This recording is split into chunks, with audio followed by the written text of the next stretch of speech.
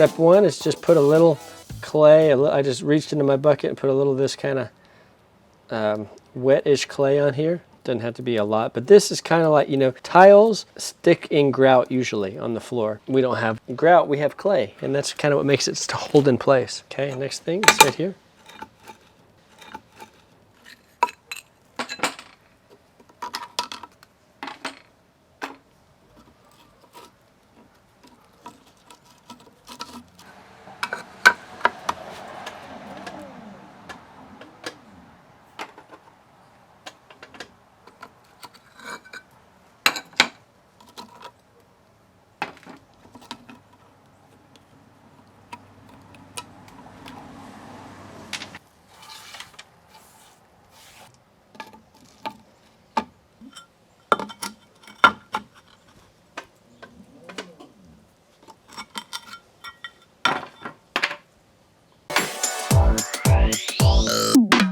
Thank you.